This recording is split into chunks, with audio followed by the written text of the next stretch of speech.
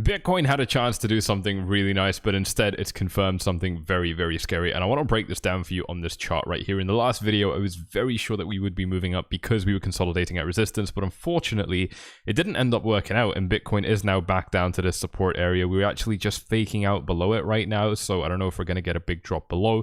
If we do continue to keep this drop, we're probably falling down to that $36,000 level, and if we lose that, we're probably looking at the low $33,000, $31,000 kind of areas. But that's not what's concerning about this chart right now. It's actually what happens when we zoom out and we take a better look at the highs that we've been setting in this market. Now, this is something that I was talking about a little bit on the YouTube channel, but I didn't actually bring up for a couple of days, which is that Bitcoin's got a sort of downward trending resistance line that looks something a little bit like this, and we've gotten a pretty much perfect rejection of this line right here. I'm wondering, does it work on the logarithmic time frame? Kind of does work on the logarithmic time frame, probably better on the linear time frame, where you can see that this resistance line right here has been rejecting Bitcoin pretty much since its literal all-time high all those months back in November. Now that is now 4 months back, by the way. Time is moving really quick, and Bitcoin again getting rejected right here on this rally that I was warning you guys was definitely going to find, I didn't say definitely, but I said was very likely to find resistance in this 52k area. Bang on exactly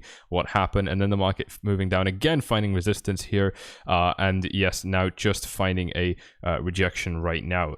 You know, it makes sense in terms of time. I did show you the 𝗪𝗙𝗪𝗔𝗟 MRI indicator and how we were trending up for quite a few days, more days than we probably should have. And look at that, we've now gotten that sell signal as well. It's not a sell signal, but it's a bearish signal actually telling us that you know, we were trending up for too many days in a row within a downtrend, and so we can expect a bit of a reversal. Now, what this indicates, just in terms of time-based analysis, really all this is saying is that Bitcoin trended up for quite a few days, and in terms of time, you know, obviously we don't keep on moving in a staircase to heaven. You know, we usually will have some pullbacks, and that's exactly what we're looking at right now. Is this is the question: is are we looking at you know, a small pullback where we then continue moving back up again, or are we looking at a total market reversal and we keep setting new lows? Because, you know, that's basically what we've had in this whole downtrend. I mean, a good example is right here where the market was trending down and we had a little bit of a correction, right? So this works in the downside. We have, when we're moving up,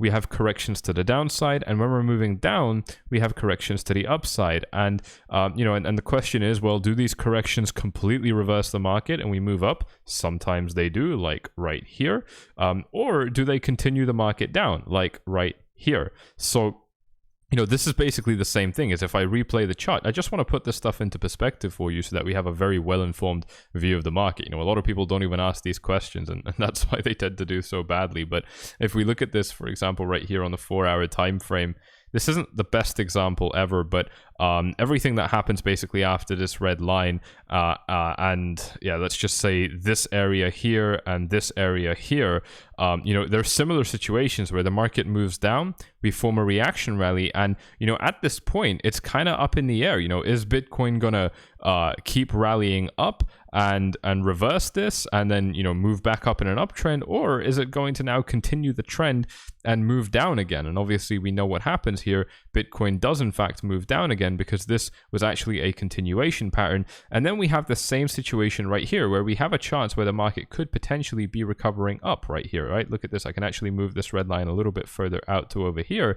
And again, we asked the same question. Is this going to be a standard kind of reversal, you know, temporary reversal, and then we keep the trend, which is at the moment a downtrend, or is this actually going to totally reverse the market? And again, we know the answer to this. It actually totally reverse the market. So that's something very important to keep in mind, is we don't really know what it's going to be until we have the benefit of hindsight. And these are the questions that we try to answer with technical analysis and by understanding probabilities. You know, a lot of people, they just want to know which direction we're going to be moving in, and it's not that simple, right? I mean, you know, it can be if you want to lie to yourself and rub crystal balls and have something worse than a 50% success rate. But if you actually want to consistently be right in these markets and position yourself in a place where you can actually make money in these markets, like we're able to do with this YouTube channel, then you need to approach this from a side of what are the probabilities of this stuff happening. And, you know, within a downtrend, this is what's scary about what Bitcoin has potentially just confirmed right here, is that, you know, we have regularly been finding resistance at this line now for months. And that's what makes this line significant. And the most recent rejection tells us that. You know, what I don't like is when the market has a very clear situation where it should be able to rise up, right? Where everything, because if you saw my last video, you'll know how sure I was that the probability of us breaking up was very high. I didn't say this is a definite thing. I never do, because I'm a responsible technical analyst. I mean, these things are not guaranteed. But, you know, when we have a good opportunity to break to the upside and we don't take it, man, that is really bad. That is really, really bad.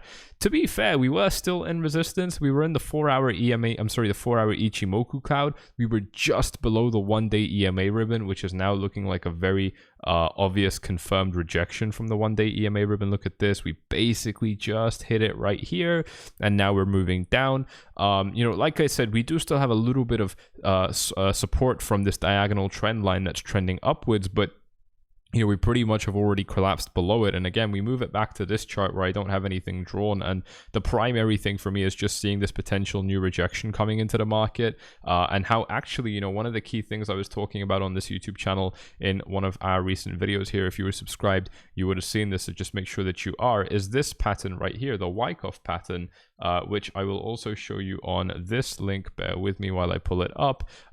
This is the standard Wyckoff pattern. This is so bright. This is the standard Wyckoff pattern for accumulation, which Bitcoin, of course, if you've been paying attention, pretty much formed over here. You know, if I show you the two charts, you know, this was Bitcoin back in summer of 2021 last year, and this is what a standard Wyckoff pattern looks like. So really the key thing is we move down, we're testing highs, testing lows, you know, messing about. We have a real breakout to the downside, which is actually a fake out, but it looks very, very real, and then we blast off to the upside, which is pretty much what we did here. We were moving down, we're testing the highs, testing the lows, and so on, had something that looked like a very real breakout, which was a fake out, and then we blast off to new highs. The overall idea here is that Bitcoin is potentially forming something quite similar right now, and that we're only in the first leg right now, that we're only like up here, where we set a high. This is the automatic rally. We set a high, we fall down, and then we set a high. We didn't actually get this fall right here. And then we set a new high, which actually looks like we had a breakout, which is similar to what happened if we look at this again with the Ichimoku cloud. You know, we did peak above the cloud with some of these wicks. It doesn't really count, but it is, to me, evidence that the market did try and peak up and get a little bit of a fake out to the upside. Again, this would have been perfect if we actually went up to $40,000 like I was saying I wanted to see, and then we came back down. Because to me, that would have made a lot of sense, but unfortunately, we didn't get that. We still can. It's not like Bitcoin, you know, can't test this area again. You know, I mean, it's closing up the resistance cloud right now, and, you know, I mean, the more we test these levels, the easier Bitcoin is going to have a time in terms of, you know, breaking these areas. I think that if we manage to rise back up to this resistance line now, we're going to have an easier time breaking it than we did the prior times that we had. I mean, we didn't even hit the line on these two occasions right here, but we did have other resistance. I mean, we actually had an entire box that I was showing you guys that looked something a little bit like this. And so I think that naturally, if Bitcoin over these next few days, you know, staying in early Feb is able to break this resistance, or at least just come back up here, it's going to have a better chance of breaking it, in my opinion, just because the more you test these areas, the more likely you are generally to break them. But anyway, to point this out to you in terms of how this would look, you know, potentially coming back down to these lows now at $33,000. I know that you can't see this, so 1 second. Potentially coming back down to this low at $33,000, testing the high, you know, just messing about, being painful, you know, into, you know, perhaps, you know, late Feb, and then we blast off. Stuff like this can actually paint really nice trading patterns, by the way, because altcoins generally just get destroyed in markets like this right now, and altcoins are actually doing fairly well. You know, we look at Cardano, for example. It's gained a little bit of strength against Bitcoin, not too much. My god, look at that Ichimoku cloud. This is just doom if I've ever fucking seen it. This is horrific, absolute bloodbath waiting to happen if Cardano rises into this cloud, in my opinion. But then we look at things like Ethereum, and actually it's looking pretty good. You know, I was showing you guys how this area was my potential buy zone for Ethereum right here, and look, we've gotten a really nice reversal, and, you know, I mean, found resistance within my resistance range between these two lines. It's now approaching resistance right now again with about, you know, 0.073 BTC, which is all to say that, I mean, some of these altcoins have rallied pretty nicely. I'm sure if we look at dominance, for example, we're going to see that Bitcoin has lost a little bit of dominance in this market. Let's see if that's happened. Yeah, look at that. Just over these past couple days, since the end of January, we have lost a little bit of dominance for Bitcoin. But of course, I mean, these are on temporary rallies, which, you know, in a downtrend, they generally don't last. So the point is that this prints some really, really nice trading action. This is an absolutely beautiful time to be a trader, as you can see, because of all the volatility. And, you know, again, I just want to highlight this to you for those of you who haven't quite taken action on this yet. You know, VIP, we're running we were running a 50% sale. It's literally just ended today, where we were running that huge half price offer. If you still want to get it, you can reach out if you're very, very late, and see if you can still get a chance at that discount by clicking on the first link in the description down below, then clicking on the @4flights button, and then send message to ask me how to join VIP. These 3 clicks are very, very quick. And again, I just want to highlight to you this beautiful testimonial and this one right here that we got just towards the middle of January. This VIP member joined us, and then 4 days later messaged me saying that her profits have already paid off for the cost of joining VIP, mentioning that this is the smartest thing she's done in a while. VIP is a real investment in yourself. I mean, this is where you're getting so much content for what you're paying. And crucially, these are things that can save you from losing equal amounts of money to the subscription fee, or ideally even make those sums of money. Look at this, bam, right here, $6,000 profit, a $10,000 profit. This yearly member managed to pay off his fee of joining within less than a day. And this is very, very impressive, because as a yearly member, you're getting access into our $2,700 advanced academy course free of charge, and phone calls with me on tap whenever you want them. Usually we sort them out the very next day whenever you request them. I mean, it depends on your schedule, of course, as well. But yeah, very, very impressive results here. And it's not just the money that's impressive, making the fee in less than a day of joining. It's also just the mentality that we see VIP members getting, you know, where they're not in a rush, they're patient, but they're making bank. They're making more money than they made before they joined us. And of course, the other thing that I like a lot more than making money is making sure that I don't lose money, because that's the first thing you need to do.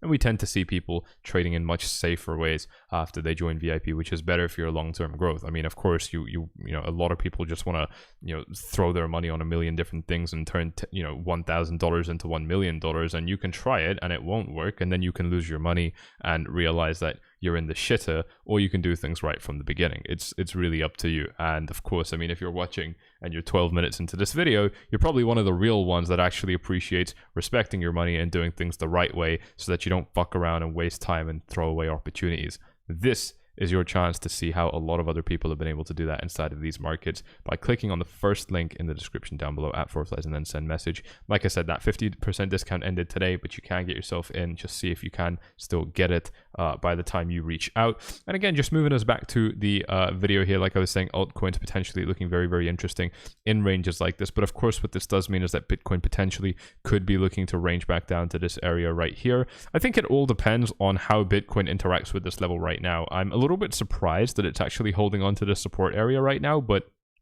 I mean, if it literally loses just another couple $100, I would be looking at it falling back into this area of interest. And I mean, I don't even expect this to hold, so I would be looking at 33. If 33 failed, which honestly I think is fairly likely, I would be looking at the very low $30,000 range, kind of 30,000 to 31, 32, something like that. You know, just to test this area. Maybe we come back up fairly quickly. That's basically what happened last time that we were in this range. If you take a look at this, let's wait for this to load. You know, I mean, we came down to these levels quite a few times, but we bounced back up really quickly. So I wouldn't be surprised if something like that happened as well at this point in the market, just to really scare us, and then, you know, come back up. And most of the trading happens in the low mid 30k range, and, you know, we only kind of tease these areas temporarily and then come back up. You know, I definitely think that that would make a lot of sense, especially because it hasn't been tested before. I'm just putting it out there. There's still a lot of resistance weighing on the market. I don't want us to forget about that. We haven't even reached a resistance on the daily Ichimoku cloud, for example. The daily EMA ribbon is bloody massive. So look, just be aware of these possibilities. You know, I like I said, I mean, I don't really think that, I feel like Bitcoin has temporarily lost its chance at breaking these resistance areas right now, especially because, like I said, it had such a good chance to break up just a few hours ago and it didn't take it. And because of that, I mean, you know, when you fuck up an opportunity like that, you're probably going to lose it for quite some time.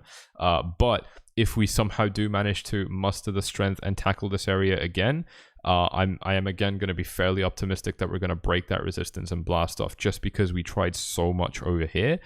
So to me, it would be very likely, if we manage to get back up here, that we're probably going to break the resistance and blast up into the 40k range. But again, this is where there's a lot more resistance, so this isn't actually a reason to be excited. And I think it's just something where, you know, we should be monitoring things like the fear and greed index to see where sentiment is at that point, because I think it's really going to be telling us a lot of very interesting things with the market in this range right now. That's pretty much all I've got for you in this video though. So if you have enjoyed it, do me a favor and smash up the likes, subscribe to the YouTube channel if you haven't done so already. If you do want to take advantage of joining VIP with that discount, then again, follow these steps on screen to see if you can still make it. If you want to sign up to Bybit, which is the only exchange that I've been using for a very long time as my primary exchange, then check it out with the link in the description down below. And when you sign up, you will be getting some free cash as well. So thank you all for watching, and I'll see you all in the next one. Bye-bye.